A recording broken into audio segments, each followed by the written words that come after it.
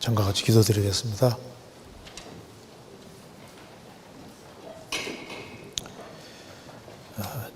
자비로우신 우리 아버지 하나님, 감사합니다. 마땅히 형벌 받을 수밖에 없는 저희들을 불쌍히 여기시고 주의 보배로운 피로 구원해 주시고 또 소망 가운데 살게 해주시는 것을 감사합니다.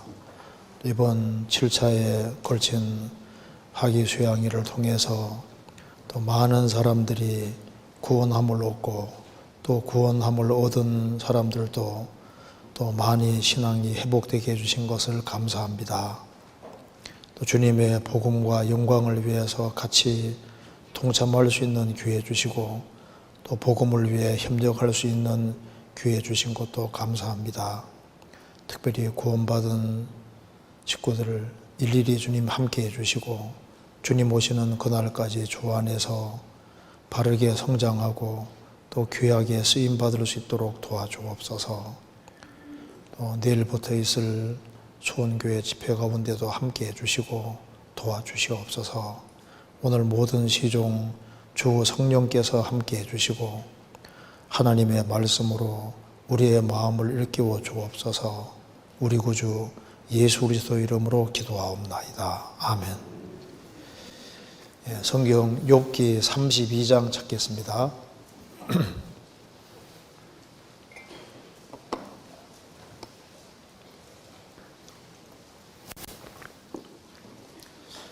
제가 1절부터 제가 읽겠습니다. 32장입니다. 1절 욥이 스스로 의롭게 여김으로 그 세 사람의 대답이 그침에 람 족속 부스 사람 바라겔의 아들 엘리후가 노를 바라니 그가 욥에게 노를 바람은 욥이 하나님보다 자기를 의롭다 하며 또 세 친구에게 노를 바람은 그들이 능히 대답지는 못하여도 욥을 정죄함이라. 엘리후가 그들의 나이 자기보다 많음으로 욥에게 말하기를 참고 있다가 세 사람의 입에 대답이 없음을 보고 노를 바라니라. 부스 사람 바라겔의 아들 엘리후가 발언하여 가로되 나는 연소하고 당신들은 연로하므로 참고 나의 의견을 감히 진술치 못하였노라. 내가 말하기를 날이 많은 자가 말을 낼 것이요 해가 오랜 자가 지혜를 가르칠 것이라 하였으나 사람의 속에는 심령이 있고 전능자의 기운이 사람에게 총명을 주시나니 대인이라고 지혜로운 것이 아니요 노인이라고 공의를 깨닫는 것이 아니라. 그러므로 내가 말하노니 내 말을 들으라. 나도 내 의견을 보이리라. 내가 당신들의 말을 기다렸고 당신들이 할 말을 합당하도록 하여 보는 동안에 그 변론에 내 귀를 기울였더니 자세히 들은 즉 당신들 가운데 욥을 꺾어 그 말을 대답하는 자가 없도다. 당신들이 혹시라도 말하기를 우리가 지혜를 깨달았었구나. 그를 이길 자는 하나님이시오 사람이 아니라 하지 말지니라. 그가 내게 말을 내지 아니하였으니 나도 당신들의 말처럼 그에게 대답지 아니하리라. 그들이 놀라서 다시 대답지 못하니 할 말이 없음이구나. 그들이 말이 없이 가만히 서서 다시 대답지 아니한즉 내가 어찌 더 기다리라. 나도 내 분본대로 대답하고 나도 내 의향을 보이리니 내게 말이 가득하고 내 심령이 나를 강박함이라.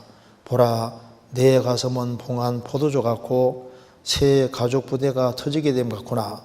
내가 말을 바라야 시원할 것이라. 내 입을 열어 대답하리라. 나는 결코 사람의 낯을 보지 아니하며 사람에게 아첨하지 아니하나니 이는 아첨할 줄을 알지 못함이라.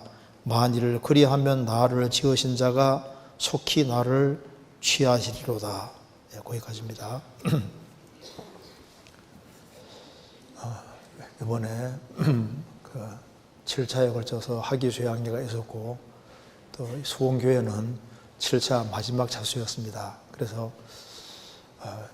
이제 1차가 수양이 1차가 진행될 때는 사람들이 수양회를 계속할 수 있을까 생각했는데 1차, 2차가 되니까 그 다음부터는 이제 전국에서 힘을 얻은 것 같아요.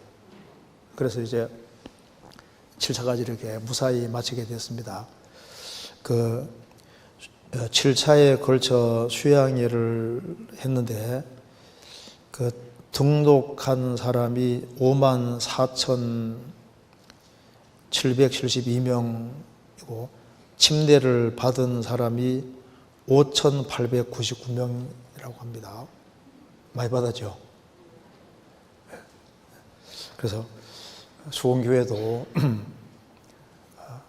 원래 우리가 목표 잡은 것보다 훨씬 더 많이 참여했고 또 이번에 또 결과를 보니까 수원교회에서도 정말 많이 구원받은 것으로 통계가 나오는 걸 봤습니다. 그래서 이번 수양회를 위해서 수원교회 식구들 정말 한마음과 한뜻이 되어서 많은 봉사와 수고를 해주셨습니다. 그런데 마지막 차수이기 때문에 그 타차수 사람들이 참석을 너무 많이 해서 이제 갑자기 많이 몰려오니까 이제 식당에서 주방 봉사하시는 그 어머니 자매님들 고생을 정말 많이 했습니다. 물론 봉사의 식구들 청년에도 이번에도 사람들을 많이 데려가고 여러 사람이 보이지 않는 많은 곳에서 수고해 주셨기 때문에 또 주님이 많은 사람을 구원의 길로 인도해 주다고 생각이 듭니다. 침대 받는 거 보셨죠? 사람들이 쭉 서 있는데 침대를 받는 모습 보니까 와, 죄인 한 명이 구원받아도 주님이 그렇게 기뻐하신다고 하셨는데 많은 사람들이 구원함을 얻을 때 주님이 얼마나 기뻐하셨을지 좀 실감이 좀 나더라고요. 죄인 하나가 회개하면 하늘에서는 회개할 것이 없는 의인 99이 나여 기뻐하는 것보다 더하리라. 그렇게 말씀하셨는데 한 죄인이 확실하게 구원을 받는다는 이건 정말 기적인데요. 그래서 수양에 가서 물론 구원을 받지 못한 사람들도 있지만은 또 많은 사람들이 실제로 구원을 받고 그리고 짧은 시간 내에 사람 마음이 아주 급속도로 바뀌고 또 고질적인 사람들 저 사람은 뭐 아무래도 안 되겠다 싶은 사람이 있는데 와서 구원받았다는 소리를 듣고 하니까 참 신기하다. 그래서 이게 정말 주님의 능력과 힘이라는 걸 아주 많이 생각할 수 있었습니다. 이번에 정말 수고를 많이 하셨습니다. 감사합니다. 오늘은 저게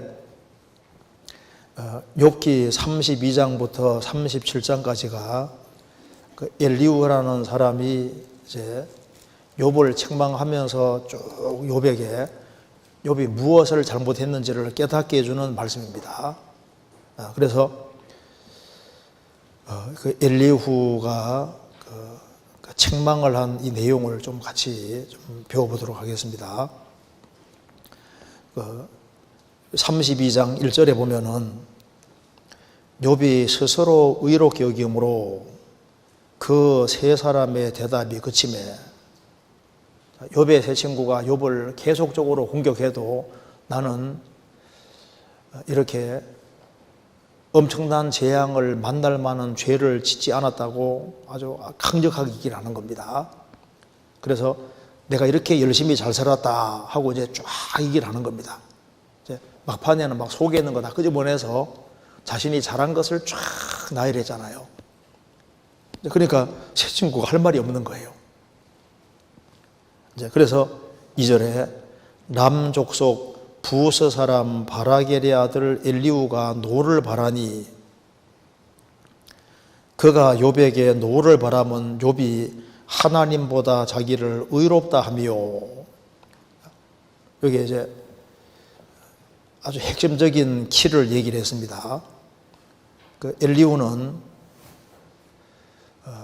세 친구들이 말할 때 계속 듣고 있었던 거예요. 듣고 있었는데 그는 오래오래 참고 이제 세 친구가 더 이상 할 말이 없으니까 그때 비로소 말을 했잖아요. 그러니까 엘리후는 굉장히 젊은 사람입니다. 그러니까 욥도 나이가 많은 사람이고 세 친구도 나이가 많아요. 그래서 6절에 당신들은 연로함으로 라고 말한 것처럼 욥과 세 친구는 나이가 아주 많이 먹은 사람이고, 이제 엘리후는 6절에 말한 대로 나는 연소하고 젊은 사람입니다. 젊은 사람임에도 불구하고 32장부터 37장까지를 말할 수 있다는 건, 이것은 정말 성령의 도우심으로 이야기하는 것이 분명합니다. 그래서 엘리후는 자신이 말하는 것은 이제 하나님의 도우심인 것을 확실하게 말을 하고 있습니다. 욥기 33장 4절을 보시겠습니다.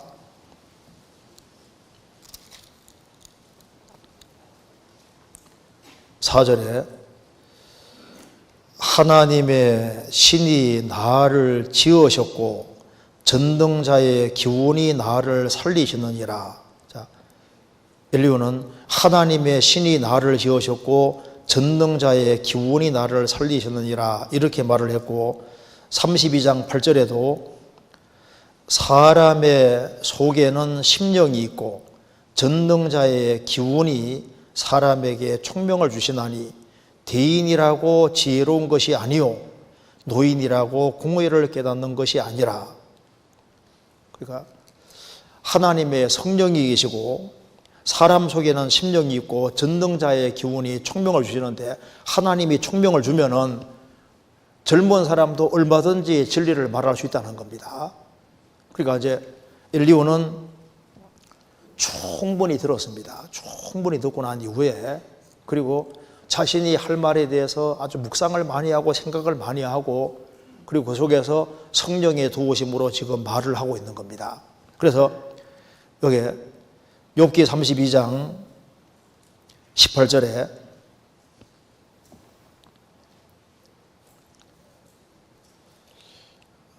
내게 말이 가득하고 내 심령이 나를 강박함이니라.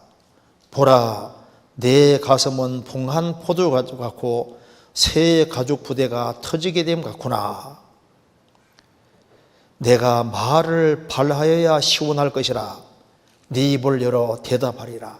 그러니까 욥과 세 친구의 변론을 계속 듣고 있는 중에 하고 싶은 말이 막 그렇게 많지만은 꾹 참고 변론이 끝날 때까지 기다렸던 거예요.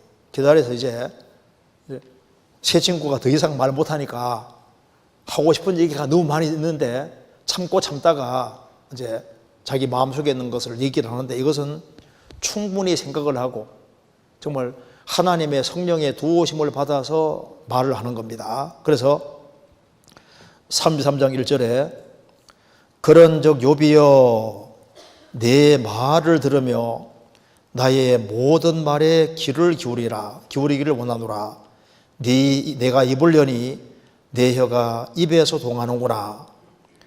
내 말이 내 마음의 정직함을 나타내고 내 입술이 아는 바를 진실이 말하리라. 하나님의 신이 나를 지으셨고 전능자의 기운이 나를 살리시느니라.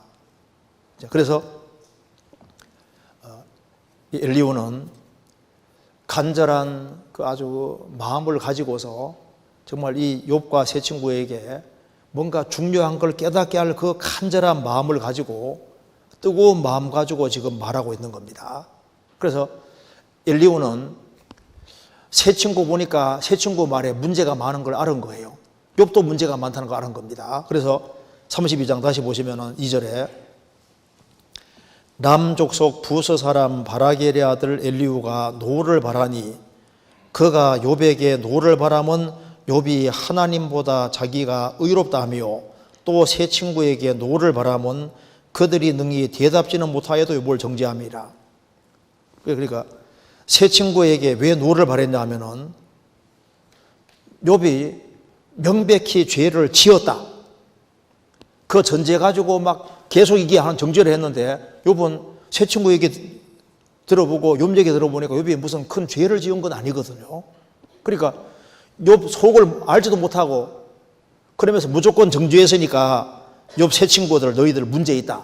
그래서 욥을 너희들은 제대로 알지도 못하면서 정죄했다. 세 친구 그건 잘못됐다는 겁니다. 세 친구는 욥이 어마어마하게 큰 죄를 지었으니까 10명의 자녀들이 죽고 재산 날아가고 몸 전체가 병들었다. 그래서 이런 모든 일이 벌어진 원인은 중죄다. 그래가지고 욥을 계속 지금까지 정죄해서 했는데 너희들 그 정죄가 잘못된 것이었다 그 말입니다. 또 욥은 그럼 욥은 잘했느냐? 욥도 문제가 있다는 걸 얘기를 하는 겁니다. 그래서 욥의 핵심 문제는 뭐냐? 2절에 욥이 하나님보다 자기를 의롭다 하며, 요걸 딱 문제 삼았습니다. 이게 맞는 겁니다. 그래서 엘리후는 아주 이게 정확히 정답을 말하고 있습니다. 그럼 여기에 욥이 하나님보다 자기가 의롭다 하며 이것을 풀어서 얘기를 하는 것이 33장 9절입니다. 33장 제가 8절부터 읽어보겠습니다. 내가 실로 나의 듣는 데서 말하였고 나는 내 말소리를 들었느니라 이러기를. 여기 이제 욥이 하나님 앞에서 잘못을 범한 핵심을 여기에 지적하고 있습니다.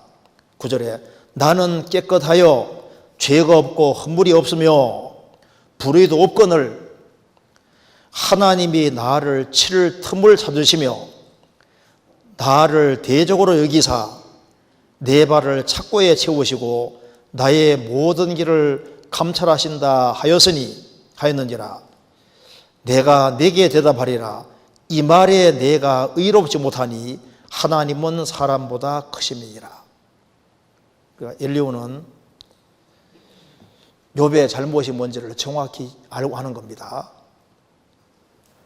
나는 깨끗하여 죄가 없고 허물이 없으며 불의가 없거늘 내가 완벽하게 살기 때문에 하나님은 나를 치를 틈을 찾으시며, 욥을 하나님이 대적으로 여기시지 않잖아요. 그런데 욥은 나를 하나님이 대적으로 여기사 내 발을 착고에 세우시고 나의 모든 길을 감찰하시면서 나를 칠 틈을 찾으신다. 그래서 욥은 하나님이 괜히 나에게 대해 생트집을 잡고 있다. 이렇게 힘들게 만들어서 나를 죄짓게 만드는 그런 식으로 하고, 그래서 나는 끝까지 의롭고 진실한데 하나님이 나에 대해서 부정적인 생각을 갖고 있는 것처럼 그런 뉘앙스로 말하면서 자기가 아주 하나님 앞에서 너무 잘한 것을 쫙 드러냈잖아요. 그래서 엘리후가 말합니다. 그래서 엘리후의 이제 기본 논점이 뭐냐 하면은 먼저 욥이 알아야 될 것이 있다. 바로 이걸 알아야 된다는 겁니다. 12절에 내가 내게 대답하리라. 이 말에 내가 의롭지 못하니 하나님은 사람보다 크심이니라. 이제 핵심 키가 바로 이겁니다. 하나님은 사람보다 크시다. 그러니 너가 하나님에 대해서 부정적인 발언을 한 것, 이것 자체에 아주 근본적인 잘못이 있는 거다. 하나님은 사람이 아니고 하나님은 사람보다 크심이니라. 하나님은 사람보다 얼마나 크십니까? 여기 요한일서 3장입니다.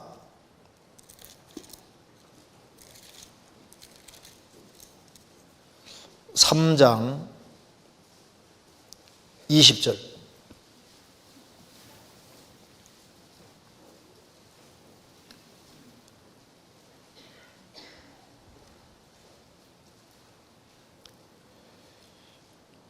(392페이지입니다) 우리 마음이 혹 우리를 책망할 일이 있거든 하물며 우리 마음보다 크시고 모든 것을 아시는 하나님일까 보냐.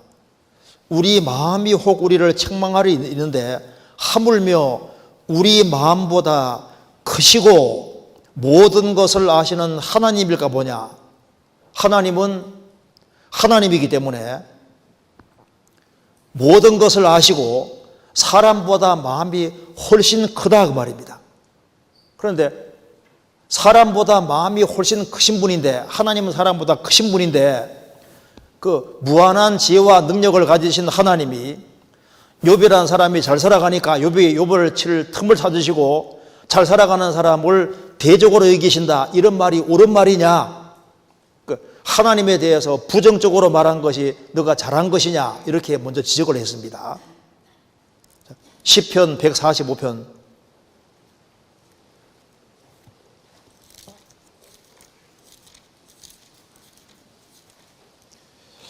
시편 145편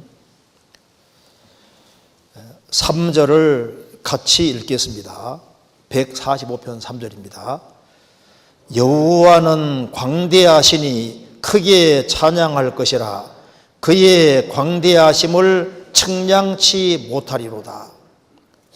자, 여호와는 광대하시니, 하나님은 크고 위대하신데 하나님이 얼마나 크신 분인지 측량치 못하리로다. 이 우주를 창조하신 하나님이 크기에서도 무한하시고 지혜, 능력, 권능 모든 것에서 무한하신 분인데, 요 먼저 알아야 될 것이 있다. 첫째 뭘 알아야 되냐면, 하나님은 사람보다 크시다. 하나님은 사람이 아니다. 사람보다 크시다.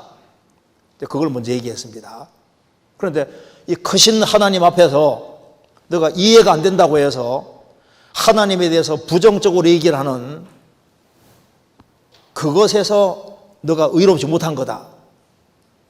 너가 바르게 살았다 할지라도 하나님에 대해서 부정적으로 얘기한 거, 이거 잘한 거냐? 잘못한 거다. 그리고 하나님 하시는 일이 이해가 안 되기 때문에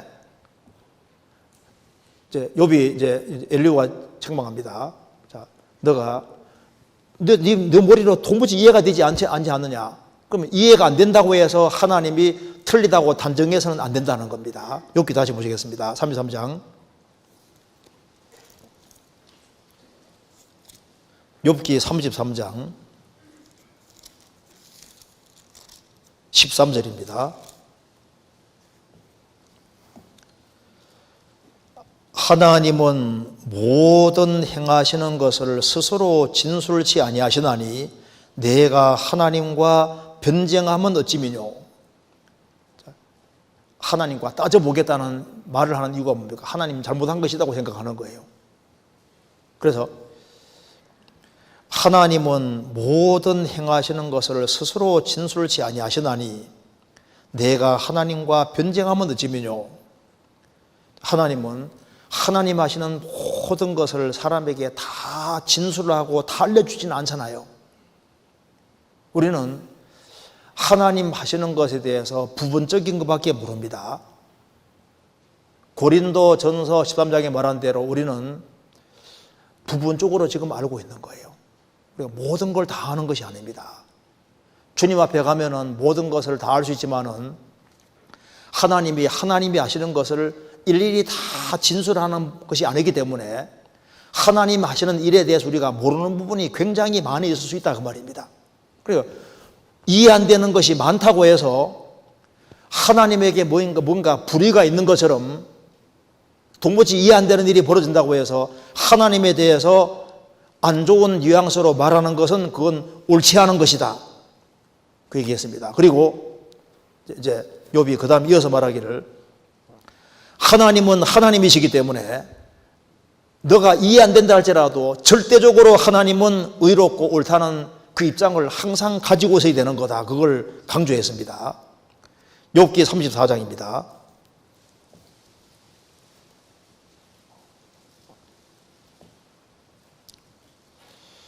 욥기 34장 1절입니다. 엘리후가 말을 이어 가로되 지혜 있는 자들아 내 말을 들으며 지식 있는 자들아 내게 귀를 기울이라. 입이 식물의 맛을 변별한 같이 귀가 말을 분별하나니 우리가 스스로 옳은 것을 택하고 무엇이 선한가 우리끼리 알아보자. 욥이 말하기를 내가 의로우나 하나님이 내 의를 제하셨고 내가 정직하나 거짓말쟁이가 되었고 나는 허물이 없으나 내 상처가 낫지 못하게 되었노라 하니, 어느 사람이 욥과 같으랴. 욥이 회방하기를 물마시다 하며 악한 말을 하는 자들과 사귀며 악인과 함께 다니면서 이르기를 사람이 하나님을 기뻐하나 무의가다 하는구나. 내가 이렇게 잘 살았는데 이렇게 큰 재앙을 만나니까 내가 이렇게 잘 살았다. 그렇게 말하면서 자기 의의를 부각시키니까 나는 의로운데 하나님 내 의를 제했으니까 하나님께 뭐 잘못이 있는 것처럼 이렇게 자꾸 얘기를 했는데 근데 옳지 않다 그 말입니다. 그래서 엘리후의 아주 확실한 입장이 바로 이겁니다. 10절입니다. 어떤 경우에도 10절 이하를 아주 분명히 해야 되는 거다 이렇게 아주 강조했습니다. 그러므로 너희 총명한 자들아 내 말을 들어라. 하나님은 단정코 악을 행치 아니하시며 전능자는 단정코 불의를 행치 아니하시고 사람의 일을 따라 보응하사 각각 그 행위대로 얻게 하시나니 진실로 하나님은 악을 행치 아니하시며 전능자는 공의를 굽히지 아니하시느니라. 누가 땅을 그에게 맡겼느냐? 누가 온 세계를 정하였느냐? 그가 만일 자기만 생각하시고 그 신과 기원을 거두실진데 모든 혈기 있는 자가 일체로 망하고 사람도 진토로 돌아가리라. 만일 총명이 있거든 이것을 들으며 내 말소리에 귀를 기울이라. 공의를 미워하는 자시면 어찌 지리하시겠느냐? 의롭고 전능하신 자를 내가 정죄하겠느냐? 그는 왕에게라도 비루하다 하시며 귀인들에게라도 악하다 하시며 왕족을 외모로 취하지 아니하시며 부자를 가난한 자보다 더 생각지 아니하시나니 이는 그들이 다 그의 손으로 지은 바가 됨이니라.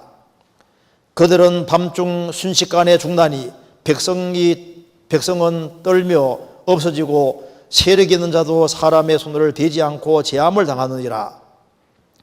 하나님은 사람의 길을 주목하시며 사람의 모든 걸음을 감찰하시나니 악을 행한 자는 숨을 만한 흑암이나 어두운 그늘이 없느니라. 여기 엘리후는 이렇게 말합니다. 13절에서 누가 땅을 그에게 맡겼느냐? 누가 온 세계를 정하였느냐? 하나님은 이 천지 만물을 지배하고 통치하는 통치자가 아니냐?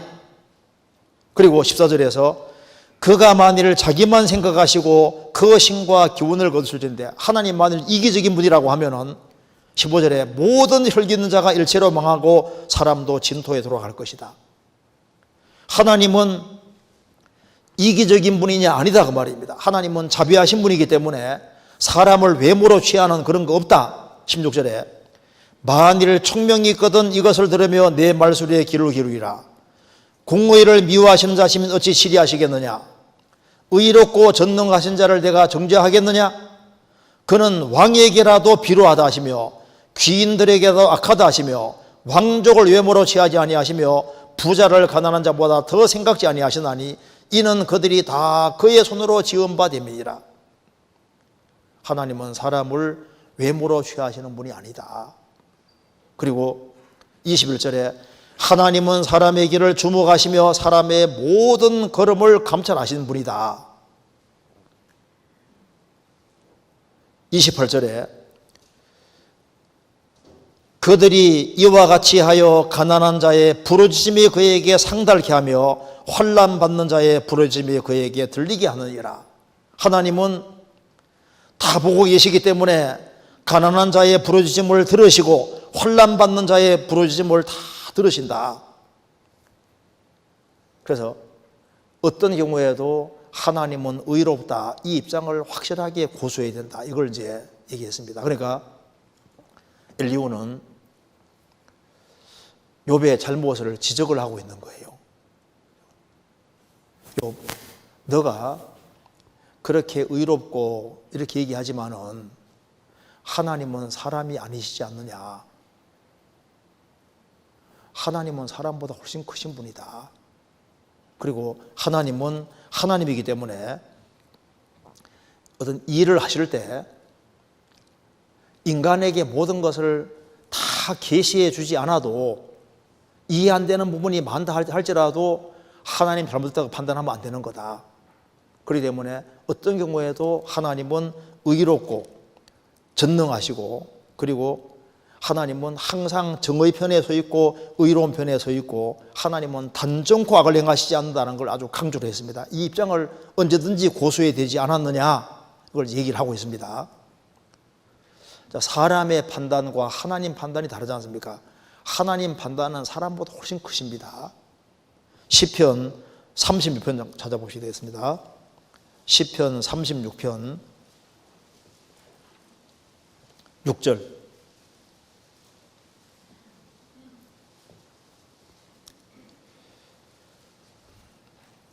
주의 의인은 하나님의 산들과 같고 주의 판단은 큰 바다와 일반이라. 여호와의 주는 사람과 짐승을 보호하시나이다. 주의 의로운 말씀은 하나님의 산들과 같고, 하나님의 산은 거대한 산을 가리킵니다.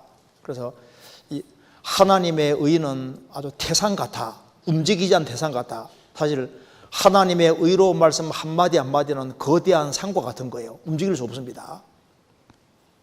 그리고 주의 판단은 큰 바다와 일반이라. 하나님의 판단은 큰 바다와 일반이라. 하나님 판단은 넓고 깊다 그 말입니다. 그래서 하나님이 말씀하시면 시간 지나면은 하나님 말씀이 맞다는 걸 확실히 알 수 있습니다. 하나님은 실수로 판단하는 그런 일이 없습니다. 하나님이시니까.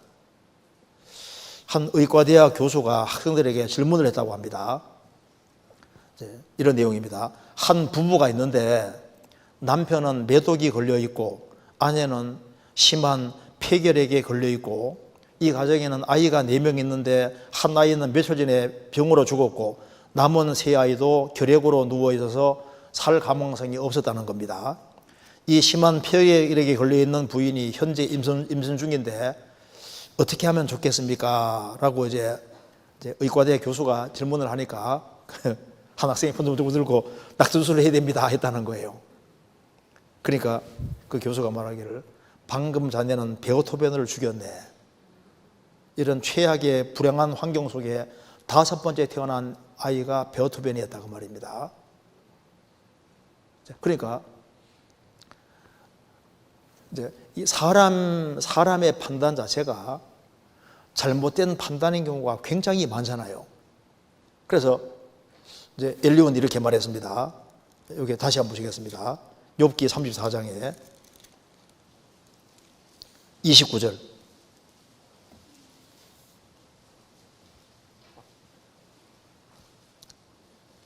29절. 이거는 같이 읽어보겠습니다. 주께서 사람에게 평강을 주실 때 누가 감히 잘못하신다 하겠느냐? 주께서 자기 얼굴을 가리우실 때 누가 감히 배울 수 있으랴? 나라에게나 사람에게나 일반이시니. 여기 보면 주님이 사람에게 평강 주실 때 누가 감히 잘못하신다 하겠느냐? 그리고 어떤 사람에게는 얼굴을 가리울 때 누가 하나님 배울 수 있느냐? 하나님은 주권자이기 때문에 평강도 줄 수도 있고 어렵게 할 수도 있다 그 말입니다. 그렇지 않습니까? 그러니까 하나님이 평강을 주시고 얼굴을 가린다고 할 때 하나님께 문제가 되느냐? 또 그 이유를 빨리 답을 안 한다고 해서 하나님 잘못했다 할 수 있느냐? 하나님은 하나님이니까 뜻대로 할 권리가 있다는 겁니다. 그러면서 욥에게 아주 중요한 얘기 했습니다. 34장 33절. 이게 중요한 구절입니다. 제가 읽겠습니다. 하나님이 내 뜻대로 갚으셔야 하겠다고 내가 그것을 싫어하느냐? 그러면 내가 스스로 택할 것이요 내가 할 것이 아니니 너는 아는 대로 말하라. 엘리오는 말합니다. 하나님이 너의 뜻대로 갚으셔야 하겠다고 내가 그것을 싫어하느냐? 너의 인생 코스를 너가 원하는 대로 안 했다고 해서 너가 지금 싫어하는 거냐? 지금 욥이 지금까지 잘 나갔지 않습니까? 그 당대에 막 재산도 최고 많고 가장 존경받고 제일 꼭대기에 서잖아요. 이제 이런 코스로 가서 인생을 끝내리라고 생각을 했는데 인생 코스가 갑자기 확 달라졌잖아요. 자기 원하지 않는 코스로 바뀌었다 그 말입니다. 그래서 하나님이 너의 뜻대로 안 한다고 해서 너는 이 상태로 하면서 편안하게 죽음 맞이하고 주님 앞에 갈 거라고 생각을 하고 살아왔는데 코스가 확 달라져 버렸으니까 너가 원하는 코스대로 안 했다고 너가 싫어하느냐? 그러니 하나님 잘못했다고 할 수 있겠느냐? 그러면 내가 스스로 택할 것이요 내가 할 것이 아니니 너는 아는 대로 말하라. 그러면 네가 스스로 택해봐라. 야, 그럼 줘봐. 너가 이런 코스로 가는 게 최선이라고 생각했는데 그럼 너가 생각하는 제일 좋은 코스가 뭔지 얘기해봐라. 하나님이 코스를 틀었다고 해서 하나님 잘못했다고 말할 수 있느냐? 사실 욥의 코스를 바꿔가지고 욥기가 기록되고 욥이 유리하게 되잖아요. 그러니까 너가 원하는 코스가 아니라 다른 코스가 됐기 때문에 너가 싫어하느냐?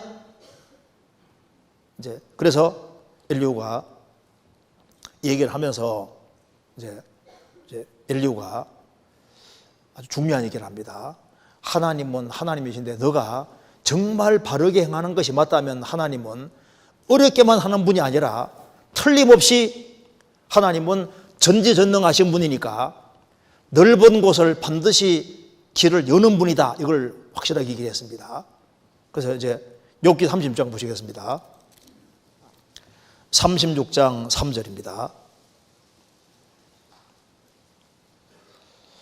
내가 먼 데서 지식을 취하고 나를 지으신 자에게 의를 돌려보내리라. 영광을 하나님께만 돌리겠다는 겁니다. 그러면서 5절에 하나님은 전능하시나 아무도 멸시치 아니하시며 그는 지능이 무궁하사. 하나님은 전능하시지만은 아무도 멸시치 않으시고 하나님은 지능이 무궁하시다. 욥에게 말합니다. 하나님은 전능하신 분이고 지능이 무궁하신 분이 아니냐. 그러니 너가 정말 바른 태도를 가지고 있는 것이 사실이라면 하나님은 틀림없이 이 길을 이끄시는 거다. 15절입니다. 하나님은 곤고한 자를 그 곤고할 즈음에 구원하시며 학대당할 즈음에 그 길을 여시나니 그러므로 하나님이 너를 곤고함에서 이끌어내사 좁지 않고 넓은 곳으로 옮기려 하셨은즉 물은 내 상에 차린 것이 살찐 것이 되었으리라. 여기 엘리후가 말합니다. 자, 하나님은 전능하시고 지능이 무궁하신 분이니까 악인은 결국은 파멸시키시고 너가 정말 주 안에서 바른 마음과 바른 태도가 살았으면은 그러면 하나님이 곤고할 즈음에 틀림없이 어떤 일을 하냐면은 넓은 곳으로 옮기시는 것은 100% 사실이다. 이렇게 말했습니다. 그래서 16절에 그러므로 하나님이 너를 곤고함에서 끌어내사 좁지 않고 넓은 곳으로 옮기려 하셨은즉 물은 내 상에 살인 것 살찐 것이 되었으리라. 하나님의 축복이 그 뒤에 기다리고 있는 것이다. 이렇게 얘기했습니다. 엘리후 말한 것이 맞잖아요. 욥이 이런 시련을 통과하고 난 다음에 하나님께서 이렇게 비참과 공공 중에 있을 때 주님이 딱 때가 되니까 어떻게 했습니까? 넓은 곳으로 딱 이끌어 주셨잖아요. 왜 이걸 생각하지 않느냐? 그러니까 하나님은 곤고한 곳에서 넓은 곳으로 분명히 주시는 분이니까 어떤 상황 속에서도 하나님에 대해서 부정적인 이미지로 말하는 것은 절대적으로 아니었다. 너가 의롭다고 계속 말함으로써 하나님은 불의한 것처럼 얘기하고 하나님이 약간 좀 문제가 있는 분인 것처럼 이렇게 생각하게 계속 만들은 이것에서 너가 의롭지 못한 것이다. 이렇게 지적을 했습니다. 그리고 이제 하나님은 넓은 곳으로 분명히 이끄신다. 이 말이 맞는 거예요. 하나님은 넓은 곳으로 이끄시는 분이다. 이걸 엘리후가 일단 제일 강조해서 말하고 있습니다. 넓은 곳이라는 겁니다. 성경 전체가 이렇게 얘기를 하고 있습니다. 이스라엘 백성들이 에집트에 살 때 에집트에서 처음 내려갔을 때는 편안하게 살았지만 얼마 후에 노예가 돼서 에집트 속박 아래 있었습니다. 그래서 에집트에서 아주 붙잡혀서 얼마나 고통을 받았습니까? 그런데 때가 되니까 하나님께서 모세 보내서 이스라엘 민족을 건져서 에집트 땅에 건져내서 가나안 땅에 집어넣으셨는데, 이 가나안 땅은 이스라엘 민족이 살기 아주 광활하고 광대한 땅이라고 성경에 말했습니다. 넓은 땅, 광대한 땅이라고 말을 하고 있습니다. 출애굽기 3장입니다. 출애굽기 3장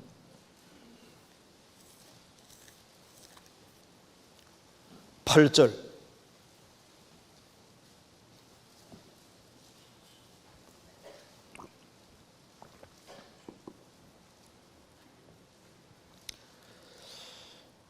내가 내려와서 그들을 애굽인의 손에서 건져내고 그들을 그 땅에서 인도하여 아름답고 광대한 땅, 젖과 꿀이 흐르는 땅, 곧 가나안 족속, 헷 족속, 아모리 족속, 브리 족속, 히비 족속, 여부족의 땅에 이르려 하노라. 이스라엘을 에집트 건져내서 가나안 땅에 집어넣으셨는데, 이 가나안 땅은 아름답고 광대한 땅, 젖과 꿀이 흐르는 땅이라고 했습니다. 그리고 에집트 속박에서 벗어내서 주님께서 광대한 가나안 땅으로 이끄셨잖아요. 이스라엘이 불순종한 죄로 바벨론 포로 잡혀갔는데, 이 바벨론 포로 잡혀가서 고통받는 그것을 물 없는 웅덩이라고 했습니다. 구덩이라고 했거든요. 물 없는 구덩이에서 주님께서 70년 만에 해방시켜서 다시 가나안 땅에 집어넣으셨잖아요. 이스라엘이 2차 대전 중에 히틀러 그 압제 속에서 정말 가스시설을 얼마나 고통받았습니까?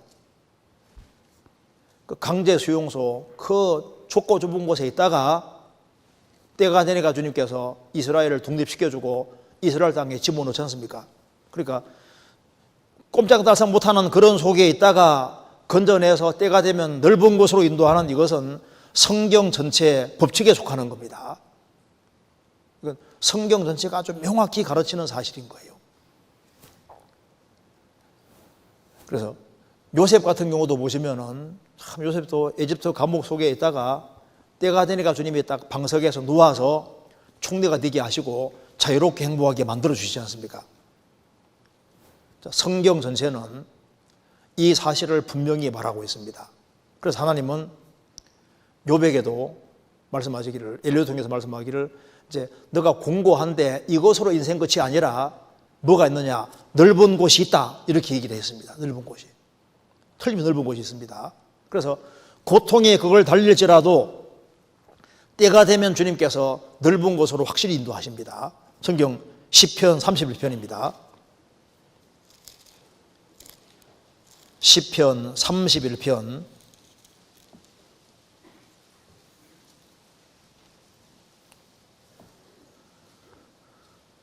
5절.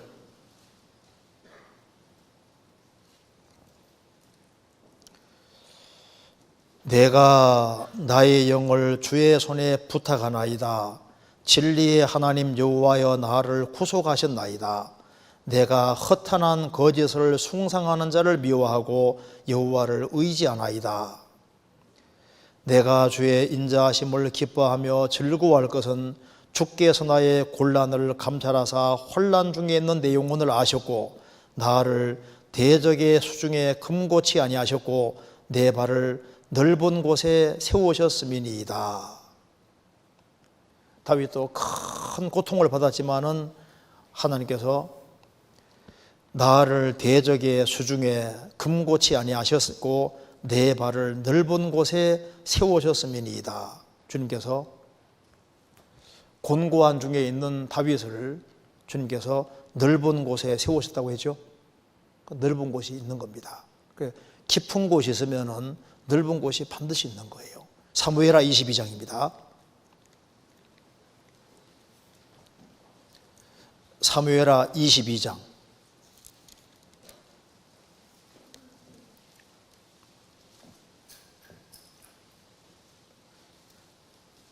502페이지입니다.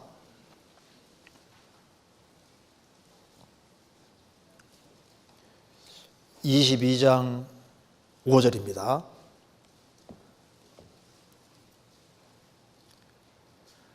사망의 물결이 나를 애우고 불의의 창소가 나를 두렵게 하였으며 음부의 줄이 나를 두르고 사망의 울무가 내게 이르러도다. 자, 사망의 물결이 나를 애워싸고 불의의 창소가 나를 두렵게 하였으며 음부의 줄이 나를 두르고 사망의 울무가 내게 이르러도다. 다윗은 위태위태한 상황을 너무나도 많이 지났습니다. 하나님이 안 도와주면 언제든지 죽을 수 있는 상황이 많이 부딪힌 겁니다. 그런데 하나님께 부르짖으니까 하나님께서 다윗을 다 건져주셨습니다. 17절 저가 위에서 보내서 나를 취하시며 많은 물에서 나를 건져내셨도다. 그리고 20절 같이 읽겠습니다. 또 나를 넓은 곳으로 인도하시고 나를 기뻐하심으로 구원하시도다. 그 깊은 속에 들어가서 고통을 많이 받던 다윗을 하나님이 끄집어내서 나를 넓은 곳으로 인도하시고 나를 기뻐하심으로 구원하시도다. 그래서 깊은 구렁 속에 있던 다윗을 끄집어내서 넓은 곳으로 인도하시고 그리고 나중에는 다윗을 높은 곳에 딱 세우시는 겁니다. 33절 하나님은 나의 견고한 요새시며 나를 온전한 곳으로 인도하시며 나의 발로 암사슴 발같게 하시며 나를 나의 높은 곳에 세우시며 높은 곳에. 그러니까 다윗이 깊은 곳에서 고통을 많이 받았는데 그 고통받는 다윗을 딱 끄집어내셔서 넓은 곳으로, 넓고 광활한 곳으로, 넓은 곳은 안전한 곳이잖아요. 그걸 인도하시고 그리고 하나님께서 온전한 곳으로 인도하시면서 나중에 나를 나의 높은 곳에 세우시며 궁극 목적은 뭡니까? 높은 곳에 세우시는 것이 목적인 거예요. 욥은 재앙을 당하는 동안에 아주 굉장한 곤란과 공고 속에 기품 속에 있었습니다. 그런데 하나님이 계시니까 하나님은 거기에 계속 두시는 게 아니라 때가 되면은 넓은 곳으로 인도하려고 하나님이 계획하고 있지 않았느냐 이렇게 말하고 있는 겁니다. 하나님 살아 계시니까 넓은 곳이 있습니다.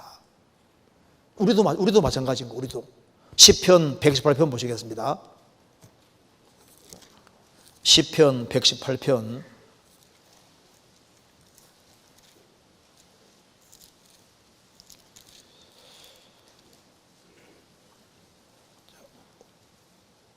5절 같이 읽겠습니다. 5절입니다. 내가 고통 중에 여호와께 부르짖었더니 여호와께서 응답하시고 나를 광활한 곳에 세우셨도다. 광활한 곳은 바로 넓은 곳입니다. 이 광활한 곳이 뭘 말하냐면은 시편 기자가 지금 죽음 건너편에 운명을 생각을 많이 하고 있는 사람인 거예요. 그래서 하나님의 도우심으로 그리스도가 오신다는 것을 미리 보고 지금 하시는 말씀입니다. 그래서 이 시편 118편은 예수님이 오시는데 유대인들이 예수님을 배척하는 것도 이미 나와 있고 예수님이 희생제물로 대신 죽는 것도 지금 미리 보면서 지금 하는 얘기인 겁니다. 그 뒤에 보시면은 21절 주께서 내게 응답하시고 나의 구원이 되셨으니 내가 주께 감사하리이다. 건축자의 버린 돌이 집 모퉁이의 머릿돌이 되었나니 이는 여호와의 행하신 것이요 우리 눈에 기이한 바로다. 이날은 여호와의 정하신 것이더라. 이날에 우리가 즐거워하고 기뻐하리로다. 여호와여 구하옵나니 이제 구원하소서. 여호와여 우리가 구하옵나니 이제 형통케 하소서. 여호와의 이름으로 오는 자가 복이 있으며 우리가 여호와의 집에서 너희를 축복하여도다. 여호와는 하나님이시라. 우리에게 빚으셨으니 줄로 희생을 제단불에 멸지어다. 자, 예수님이 나귀 타고 입성하실 때 어린아이들이 호산나 호산나 찬송했잖아요. 그래서 23절에 이는 여호와의, 여기 24절에 이날은 여호와의 정하신 것이라. 이날에 우리가 즐거워 기뻐하리로다. 예수님이 나귀 타고 입성하시는 이날은 주님이 정하신 거예요. 그리고 여호와의 이름으로 오는 자가 복이 있으며 이게 호산나입니다. 호산나, 이제 우리를, 25절에 이제 우리를 구원하소서, 이게 호산나잖아요. 그래서 예수님이 나귀 타고 입성하실 때 호산나 호산나 여호와여 구하옵나니 이제 우리를 구원하소서 구원하소서, 이거 호산나 찬송했잖아요. 그리고 예수님이 27절에 줄로 희생을 제단불에 멸지어다. 예수님이 짐승이 죽는 것처럼 대신 죽게 된 겁니다. 그래서 22절에 유대 건축자들의 버린 돌, 예수님이 버림받았잖아요. 버린 돌이 집 모퉁이, 교회 모퉁이, 머릿돌이 되었나니 이는 여호와의 행하신 것이요 우리 눈에 기이한 바로다. 지금 이게 시편 기자가 예수님의 초림을 보고 예수님이 나귀 타고 입성하는 거, 아이들이 호산나 호산나 부르짖는 거, 이제 노래하는 거, 그것도 보고, 그 다음에 예수님이 이제 배척받는 것도 보고, 우리 희생제물로 대신 죽는 것도 보면서 예수님이 바로 우리의 구원이 됐다는 걸 깨닫는 겁니다. 그래서 5절에 내가 고통 중에 여호와께 부르짖었더니 여호와께서 응답하시고 나를 광활한 곳에 세우셨도다. 안전지대에 세우셨다고 말입니다. 안전지대. 지금 구원을 안 받은 모든 사람은 벼랑길을 걷는 것과 똑같은 거예요. 그러다가 어느 날 십자가를 통과할 때 비로소 나를 광활한 곳에 세우셨다, 안전지대에 세우신 걸 우리가 알 수 있는 거라고요. 구원 안 받은 모든 사람은 아슬아슬한 벼랑길을 걷는 것과 똑같습니다. 팔 헛디디면 그대로 지옥 떨어지는 거예요. 구원 받을 때 그리스도 예수 안에 들어갔는데 그곳이 광활한 곳이고 그게 가장 안전지대인 겁니다. 구원 받을 때 광활한 곳에 나를 세우신 거예요. 한 사람이 구원을 받으면은 그리스도 안에 들어왔고 거기가 바로 안전지대고 가장 광활한 곳이고 그리스도 안에는 우리 신앙생활에 필요한 모든 것이 다 들어있잖아요. 사람들은 성경을 간단한 책이라고 생각하는데 구원 받으면은 성경 안에 들어올 수 있거든요. 성경 안에 들어오면은 들어오는 순간부터 성경은 광활하다. 성경은 정말 넓은 곳이라는 걸 알게 됩니다. 성경이 얼마나 큰 줄 아세요? 창세기부터 요한계시록까지 성경 속에 우주의 처음부터까지가 다 들어있고 인간 역사가 들어있고 인간의 모든 생사복, 인간이 경험하는 모든 것이 속에 다 들어있잖아요. 성경은 정말 광활한 곳입니다. 그리고 광활한 곳에 세우셨도다. 구원을 받은 사람은 정말 안전지대에 들어온 사람이 되는 거예요. 구원받은 사람은. 안전지대. 시편 12편입니다.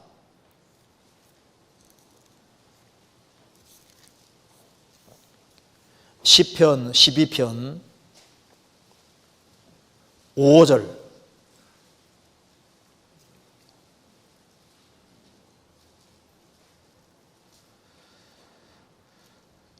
여호와의 말씀에 가련한 자의 눌림과 궁핍한 자의 탄식을 인하여 내가 이제 일어나 저를 그 원하는 안전지대에 두리라 하시도다.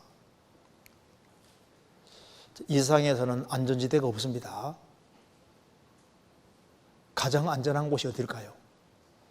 예수 그리스도 안이 제일 안전한 곳이에요. 그 원하는 안전지대에 두리라.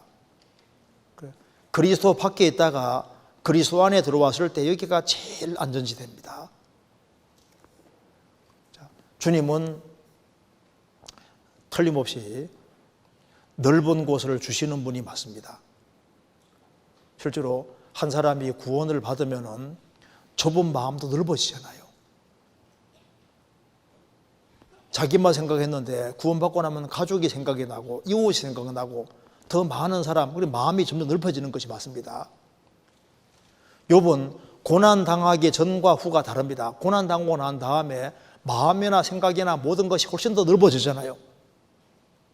야베스도 하나님께 기도하기를, 하나님 나에게 복에 복을 더해 주시고 그리고 나의 지경을 넓혀 주십시오. 야베스의 기도가 이루어졌습니다. 나의 지경을 넓혀 주십시오.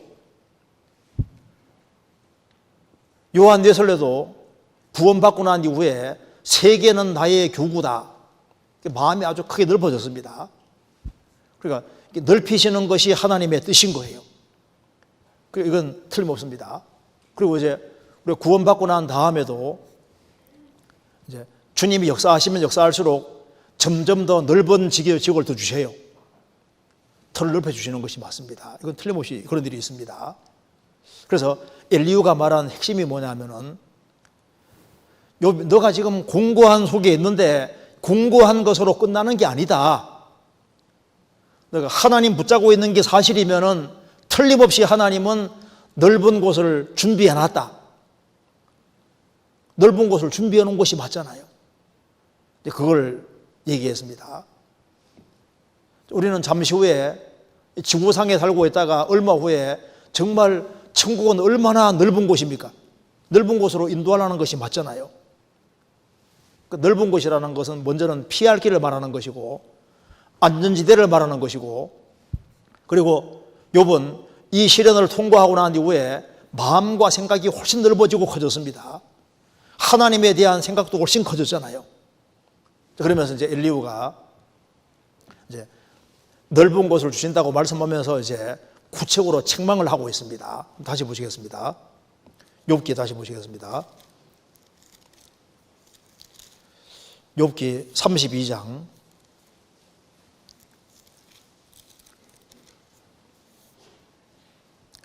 3절.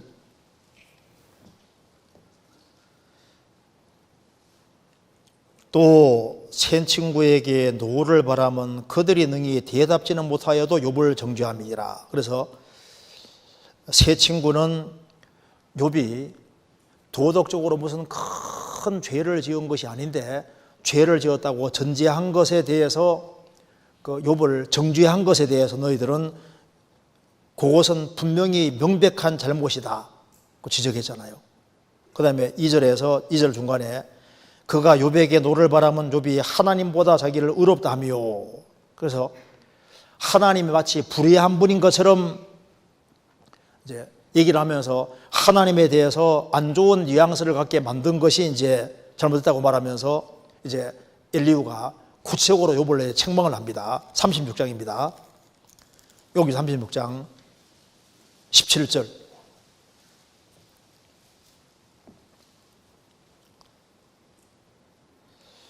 너는 분격함을 인하여 징책을 대적하지 말라. 대속함을 얻을 일이 큰즉 스스로 그릇되게 말지니라. 여기 엘리후가 아주 중요한 얘기를 했습니다. 욥, 너 지금 잘한 것이 많다고 계속 얘기를 하고 있는데, 물론 잘한 것이 많지. 그렇지만 그래도 너가 구원받는 것은 뭐로 구원받는 거냐? 대속으로 구원받는 것이 아니냐? 그래서 여기에 대속함을 얻을 일이 큰즉 스스로 그릇되게 말지니라. 그 대속물. 그래서 욥 자신도 나의 구속자가 살아계시니 그가 후일에 땅 위에 서실 것이라. 욥기 19장 나와 있잖아요. 욥은 자기를 구속할 구속주가 있고 자신이 구원되는 것은 자기의 의로움 때문이 아니라 그리스도 때문에 구원되는 거니까, 너가 아무리 의로운 일을 많이 했다 할지라도 너가 구원되는 것은 너의 의로운 행위로 구원되는 것이 아니라 대속으로 구원되는 거니까 마땅히 어떤 경우에도 주님만 높이고 해야 되는 것이 맞는 것이지 왜 너가 잘한 것을 너무 많이 얘기하느냐. 그래서 이제 여기 이제 엘리후가 너 의롭다고 했지. 너 잘한 것이 많지. 그런데 그거 잘했다는 것 자체도 하나님 볼 때는 별거 아닌 거라는 걸 얘기를 하고 있습니다. 35장 보시겠습니다. 1절입니다. 엘리후가 말을 이어 가로되 내가 이것을 합리하게 여기느냐. 내 생각에 내가 하나님보다 의롭다 하여 이르기를 유익한 유익이 무엇인고 범죄한 것보다 내게 이익이 무엇인고 하는구나. 내가 너와 및 너와 함께 있는 동무들에게 대답하리라. 너는 하늘을 우러러보라. 내 위에 높은 궁창을 바라보라. 내가 범죄한들 하나님께 무슨 영향이 있겠으며 내 죄악이 간영한들 하나님께 무슨 관계가 있겠으며 내가 의로운들 하나님께 무엇을 드리겠으며 그가 내 손에서 무엇을 받으시겠느냐. 내 악은 너와 같은 사람이 내 할을 따르며 내 의는 인생을 위해 갈 뿐이니라. 너가 자꾸 이렇게 잘한 것을 많이 얘기를 하는데 너 제발 하늘 좀 쳐다봐라. 하늘로 보라. 내 위에 높은 궁창을 보라. 너가 범죄한들 하나님께 무슨 영향이 있겠으며 너의 죄악이 관영한들 하나님께 무슨 관계가 있으며 너가 의로운들 하나님께 무엇을 드리겠느냐. 너가 의로운 일을 많이 해서도 구원되는 것은 대속으로 구원받는 것이 아니냐. 33장 24절입니다. 24절 한번 같이 읽어보겠습니다. 하나님이 그 사람을 긍휼히 여기사 이르시기를 그를 건져서 구덩이에 내려가지 않게 하라. 내가 대속물을 얻었다 하시리라. 자, 엘리후는 계속 강조하는 것을 대속물, 대속. 그러니까 너가 의롭게 산 건 맞고 잘한 것은 많이 있지만은 너가 구원되는 것은 뭐로 구원되는 거냐. 너도 죄인이고 나도 똑같은 죄인인데 너가 예수님의 대신 죽는 죽음으로 구원받는 것이 아니냐. 그러면은 내가 천국 가게 되는 모든 것은 예수님의 피로 대신 죽음으로 희생으로 구원받는 거니까 이제 그것을 훨씬 더 부각시켜야 되는 것이지 너가 이렇게 잘한 것을 그렇게 많이 말해서 되겠느냐. 이걸 지적을 하고 있습니다. 우리가 잘한 것이 아무리 많다 할지라도 그거로 천국 가는 거 아니잖아요. 내가 이렇게 잘한 것이 많은데 뭘 잘한 것이 많은데 그거 가지고 하나님 앞에 설 수 없다 그 말입니다. 하나님이 얼마나 높은지 생각해봐라. 그 높으신 하나님 앞에서 너가 잘하면 얼마나 잘했겠느냐, 못하면 얼마나 못하겠느냐. 그러니까 인간이 잘하고 못하는 그것 때문에 구원되는 게 아니라 구원은 대속으로 구원되는 거니까 너도 말하다시피 나의 보증인이 살아계시다고 얘기했고 그리고 나의 구속자가 후일에 오신다고 말하지 않았느냐. 그러니 어쨌든 사람이 구원되는 건 대속으로 구원되는 거니까 어떤 경우에도 너의 의를 너무 많이 얘기를 하는 건 그건 합당치 않은 것이었다. 이걸 아주 못 박듯이 딱 얘기를 했습니다. 사람이 자기가 잘한 것이 아무리 많아도 그거로 충분한 게 아니잖아요. 세상에 의로운 사람으로 말하면 욥보다 의로운 사람은 찾기 어려울 겁니다. 근데 그도 구원되는 것은 그리스도 때문에 구원되는 거예요. 욥기 19장입니다.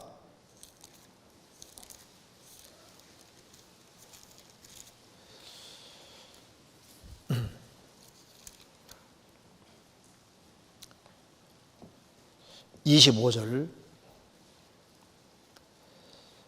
내가 알기에는 나의 구속자가 살아계시니 후일에 그가 땅 위에 서실 것이라.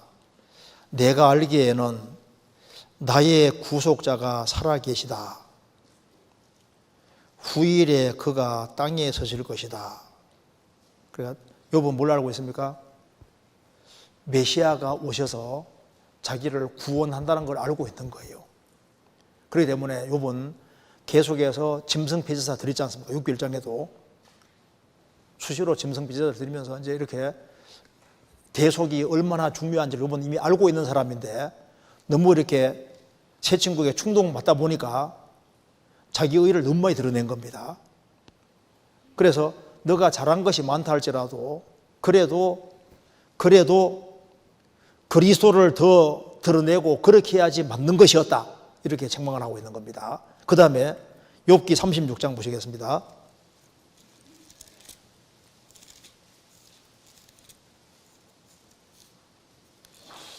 36장 20절.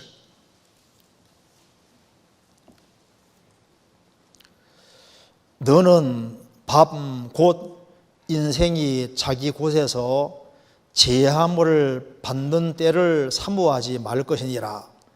삼가 악으로 치우치지 말라. 내가 환난보다 이것을 택하였느니라. 환난을 받고 있는 중에 너무너무 힘들면은 차라리 나 죽여주십시오. 이렇게 말을 하는데 이게 옳지 않다는 겁니다. 그래서 여기에 너는 밤 곧 인생이 자기 곳에서 제함을 받는 때를 사모하지 마라. 그러니까 차라리 이런 고통을 통과하기보다는 차라리 이런 걸 안 보고 그냥 죽어버렸으면 좋겠다. 그게 하나님 앞에 합당한 태도냐? 어떤 경우에도 하나님이 목숨을 취해갈 때까지는 나 죽여주시오 하고 그냥 죽는 날을 사모하는 식으로 해서는 안 되는 것이 아니냐. 혼란을 어떤 경우에도 잘 감당하려고 생각해야지 이런 혼란을 겪기보다는 차라리 죽어버리는 게 낫겠다. 이걸 선택하려고 하는데 이런 발언하는 것이 옳은 것이냐 얘기를 했습니다. 그래서 너는 밤 인생이 자기 곳에서 제한 받는 때를 사모하지 마라. 삼가 악으로 치우치지 말라. 내가 환난보다 이걸 택하였느니라.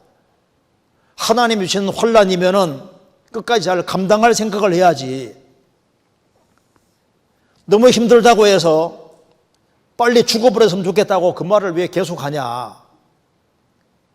환난이 있을 때 왜 낙담하고 죽음을 택하느냐. 하나님의 어떤 숨은 계획이 있는데 왜 그걸 생각하지 않느냐. 하나님의 큰일이 있다는 것을 지금 얘기를 하고 있습니다. 22절. 하나님은 그 큰 권능으로 큰일을 행하시나니 누가 그와 같이 교훈을 베풀겠느냐. 하나님은 그 큰 권능으로 큰일을 행하신다. 너가 큰 환난을 당했을 때 배후에 하나님이 큰일을 계획하고 있을 텐데 왜 그건 생각지 않고 죽음만 생각하느냐. 하나님은 스케일이 크신 분이고 큰 것을 하나님은 계획하고 있는 것이다. 이렇게 얘기를 했습니다. 그래서 인생이 아주 기구한 사람은 하나님의 특별 계획이 있고 하나님이 행하신 스케일이 크다 그 말입니다. 자, 여기에 이거 잠깐 적고 시편 111편 찾겠습니다. 111편 2절.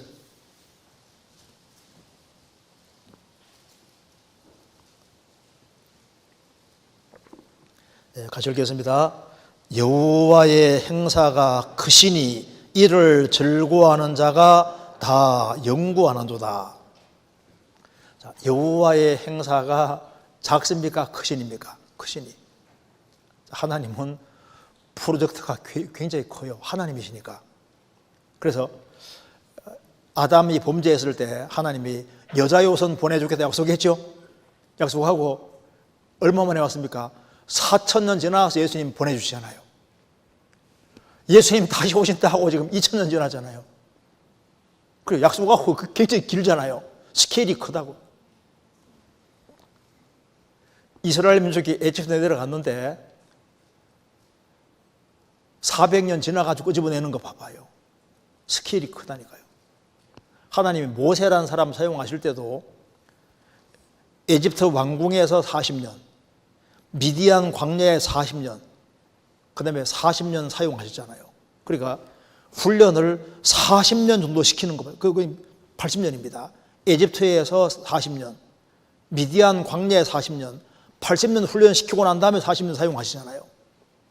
스케일이 큽니다. 다윗도 기름 부음 받고 10몇 년 동안 죽을 고생하게 하고 난 다음에 왕 삼으시잖아요. 여호와의 행사가 크시니 이를 즐거워하는 자가 다 영광하도다. 하나님은 스케일이 큽니다. 행사가 큽니다. 그렇기 때문에 욕같이 갑자기 막 엄청난 재앙 당한 사람 없잖아요. 이런 엄청난 일을 당했으니까 그 속에서 끝까지 이렇게 견딜 생각을 해야 되는데 너무 힘드니까 차라리 죽어보면 좋겠다 하고 오지 않습니까? 불평하면서 그게 옳은 것이 아니었다. 그걸 얘기를 했습니다. 그러면서 엘리후가 이렇게 말합니다. 욥기 36장입니다.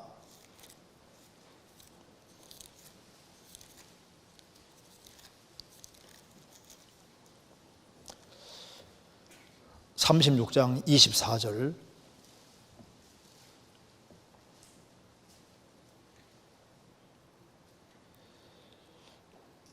이게 23절 다시 보시면요. 23절에 누가 그를 위하여 그의 길을 정하였느냐? 누가 말하기를 주께서 불의를 행하셨다 할 수 있으랴? 하나님은 큰 일을 행하시는 분이니까 인생 고서를 아주 힘들게 만든다고 해서 하나님께서 불의를 행하셨다 말할 수 있겠느냐? 아니다 그 말입니다. 하나님은 스케일이 크기 때문에 인간이 이해할 수 없는 그런 길로 이끌 수도 있는 거다는 걸 말하고 있습니다. 그러면서 24절에 너는 하나님의 하신 일을 찬송하기를 잊지 말지니라. 인생이 그 일을 노래하였느니라. 너는 하나님의 하신 일을 찬송하기를 잊지 말지니라. 어떤 경우에도 하나님 하신 일을 찬송하기를 잊지 마라. 그래서 욥은 재산 날아가고 10명의 자녀가 죽을 때도 어떻게 했습니까? 주신 자도 하나님이시오 취하신 자도 하나님이오시오니 하나님의 영광을 받을 줄다. 처음에 그랬잖아요. 처음에 하나님께 찬송과 영광 돌렸습니다. 그런데 시간 지나가고 너무 힘드니까 이제 하나님에 대한 찬송이 끊어지고, 찬송이 끊어지니까 이제 불평이 나오고, 하나님이 이해가 안 된다고 하고, 난 이렇게 잘했다고 하면서 자기 의의를 계속 드러내고 이렇게까지 갔잖아요. 엘리후는 말합니다. 하나님은 사람에게 원망 들을 일을 하실 리가 없지 않느냐. 그러니 너는 하나님의 하신 일을 찬송하기를 잊지 마라. 어떤 경우에도 하나님 하신 일을 찬송하기를 잊지 말아라. 우리가 천국 들어가면 뭐만 하는 줄 아시죠? 찬송을 계속 한다고 되어 있잖아요. 찬송을. 왜 찬송 계속 할까요? 저 위에 섰을 때 하나님이 찬송받을 일만 계속 하셨던 거예요. 그러니까 하나님 하신 일을 찬송하기를 잊지 마라. 만사가 형통할 때도 찬송하고, 그리고 하나님께서 고통 주시고 어렵게 할 때도 찬송하기를 잊지 말아라. 하나님은 틀림없이 옳게 행하고 있는 것이다. 그 입장을 끝까지 고수하라는 겁니다. 그리고 엘리후는 말합니다. 너는 자연도 잘 모르지 않느냐. 근데 자연에 대해 다 아냐? 자연에 대해서도 모르지 않느냐. 37장 보시겠습니다. 37장 5절.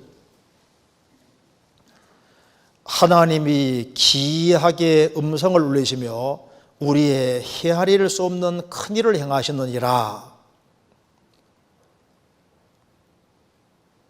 14절. 욥이여 이것을 듣고 가만히 서서 하나님의 기묘하신 일을 궁구하라.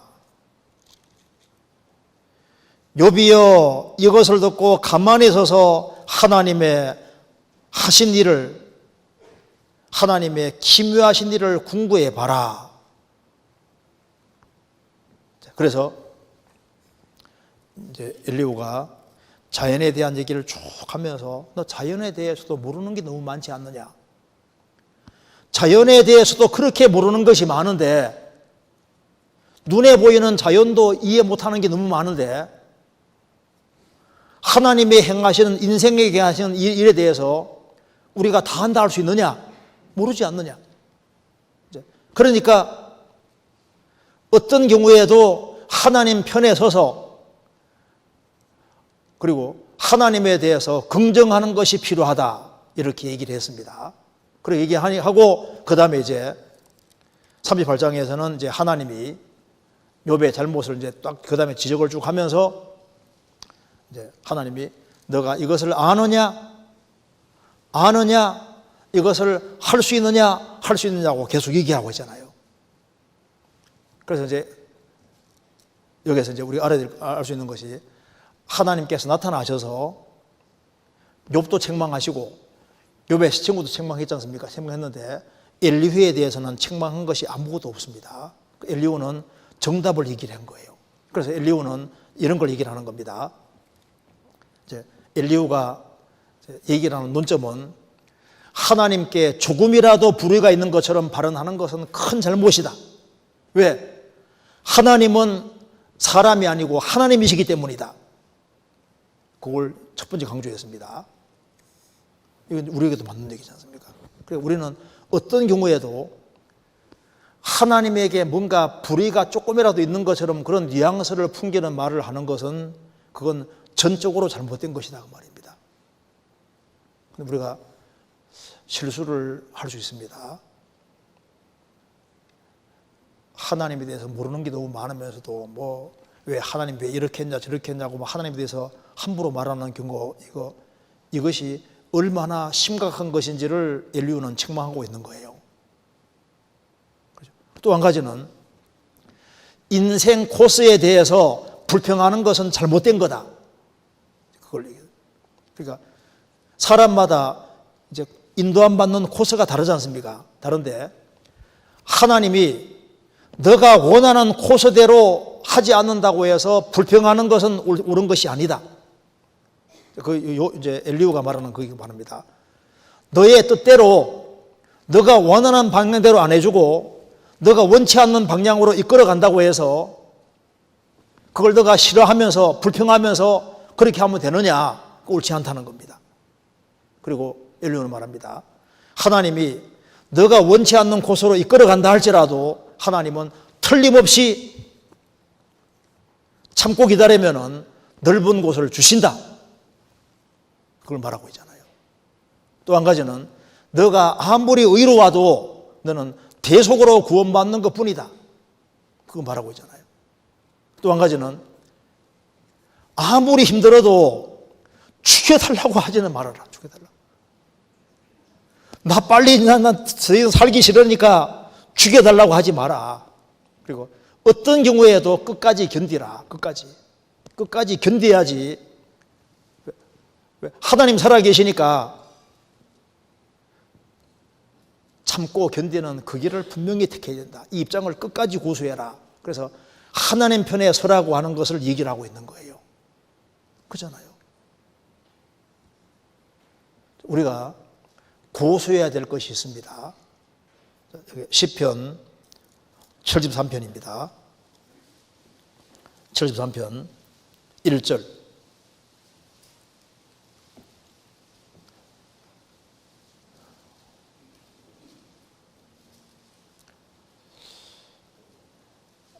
하나님이 참으로 이스라엘 중 마음이 정결한 자에게 선을 행하시나. 어떤 경우에도 이거 붙잡아야 됩니다. 하나님은 참으로 이스라엘 중 마음이 정결한 자에게 선을 행하신다. 하나님은 마음이 정결한 자에게 선을 행하신 분이다. 이걸 끝까지 붙잡아야 됩니다. 그런데 마음을 청결히 하는 사람은 하나님이 선을 행하시는 게 분명한데 그런데 반대 현상이 벌어지는 겁니다. 반대 현상이. 그래서 여기 13절에 보면은 이 1절을 믿었기 때문에 이렇게 살았던 겁니다. 13절에 내가 내 마음을 정히 깨끗이 하며 내 손을 씻어 무지하단 것이 실로 헛되도다. 나는 종일 재앙을 당하며 아침마다 징책을 보아도다. 1절을 믿었기 때문에 마음을 깨끗이 하고 손을 깨끗이 하고 바르게 진리 가운데 행했다고 말입니다. 행했는데 종일 재앙당하고 아침마다 징책을 보고 고통을 받는데 아기는 보니까 너무 잘 돼가는 거예요. 2절에 나는 거의 실족할 뻔하였고 내 걸음이 미끄러질 뻔하였으니 이는 내가 악인의 형통함을 보고 오만한 자를 질시하였음이로다. 황당한 상황이 벌어지는 겁니다. 그러니까 이 세상을 잘 보면은 악한 자가 더 잘 돼가는 것처럼 보이잖아요.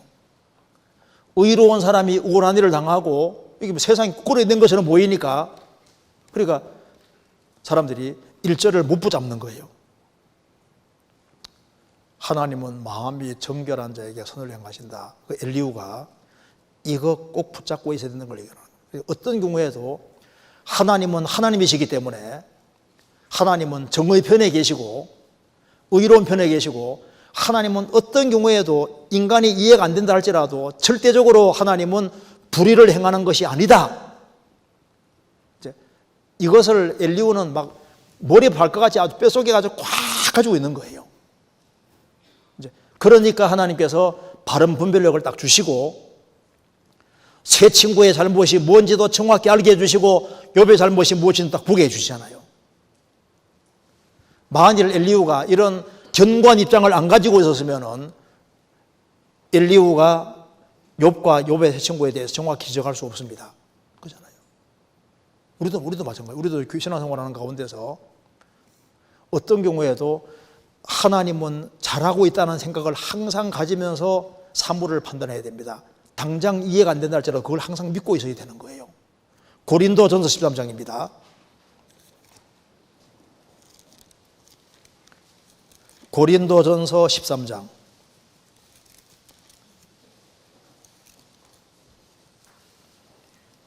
13장 12절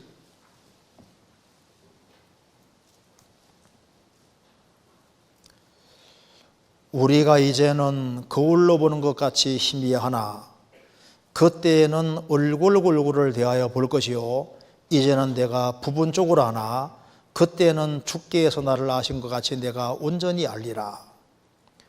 이제는 우리가 거울로 보는 것 같이 희미하나 옛날 거울은 청동제 거울이니까 희미하게 보였습니다. 그때에는 얼굴을 대해 볼 것이요 주님 오시는 그날 우리는 얼굴을 대해서 다 보게 될 겁니다. 이제는 내가 부분적으로 하나 우리는 계시된 내용밖에 모릅니다. 그러나 그때에는 주께서 나를 아신 것 같이 내가 온전히 알리라. 모든 것을 다 알게 되는 날이 오는 겁니다. 제가 글을 하나 읽어드릴게요. 여기에 그 하늘에 쌓은 재물이라는 동화가 하나 있는데 옛날 어느 나라에 임금이 살았는데 제일 큰 부자였답니다. 그런데 어느 날 새벽에 오늘은 이 나라에서 제일 가는 부자가 죽을 것이다 라는 음성을 3번이나 듣게 됐다는 겁니다. 그래서 이제 자기 제일 큰 부자니까 이제 뭐 고민이 돼서 근심스러운 밤을 가장 고통스러운 밤을 보낸 거예요. 그런데 안 죽었거든요. 자기 안 죽은 거예요. 그래서 신하들을 시켜서 죽은 사람이 누가 있냐 물어보니까 놀랍게도 늙은 장모님 거지가 지난밤에 죽었다는 거예요.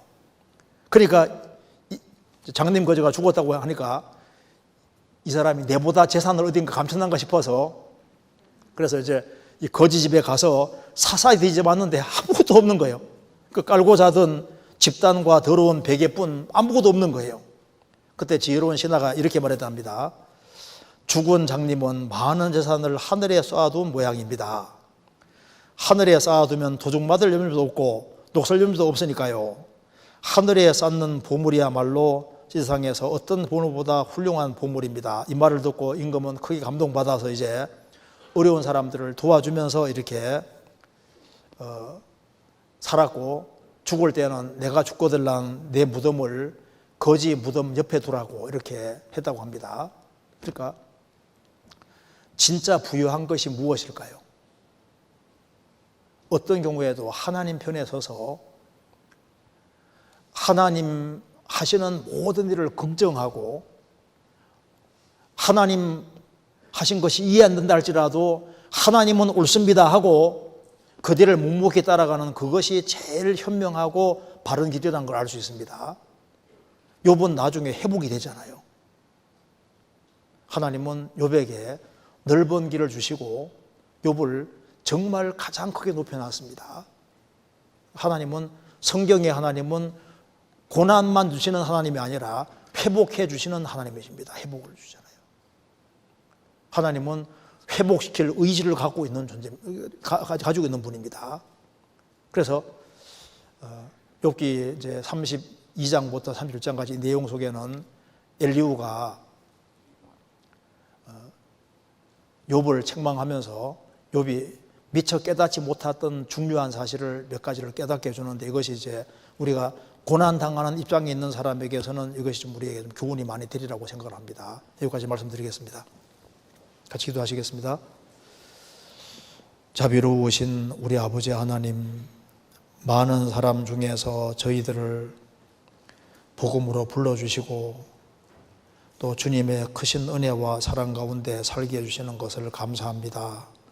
저희들 생을 살아가는 가운데 이해되지 않는 많은 일에 부딪히게 됩니다. 하지만 항상 주님 말씀을 의지하고 선하시고 의로우신 주님을 의지하며 생을 살 수 있도록 도와주옵소서.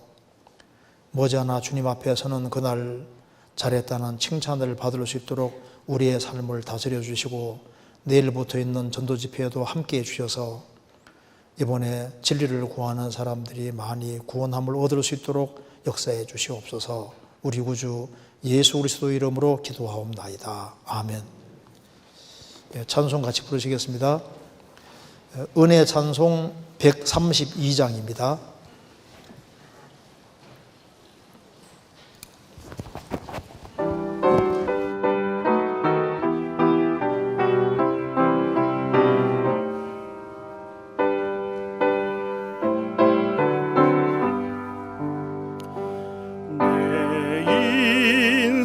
여정 끝내요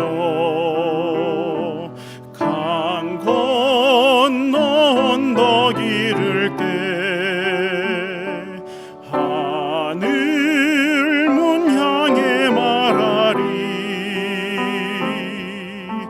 예수 인도하셨네 매일 발걸음마다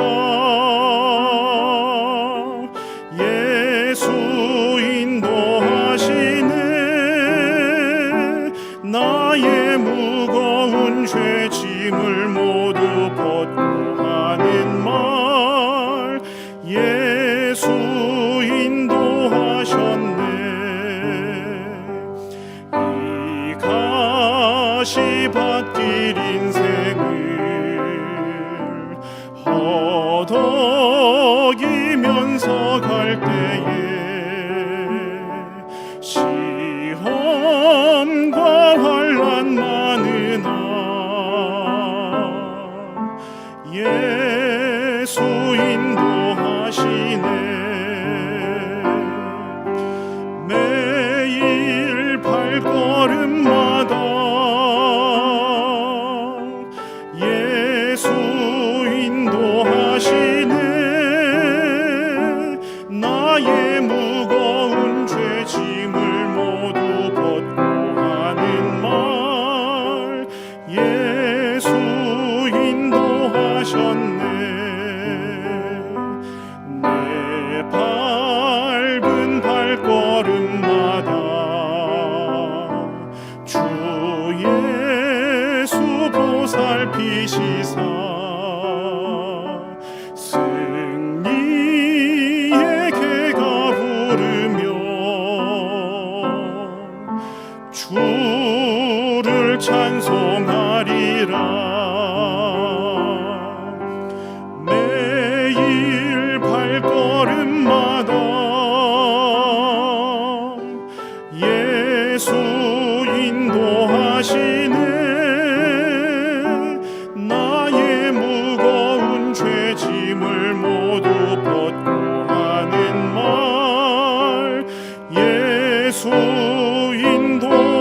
하셨네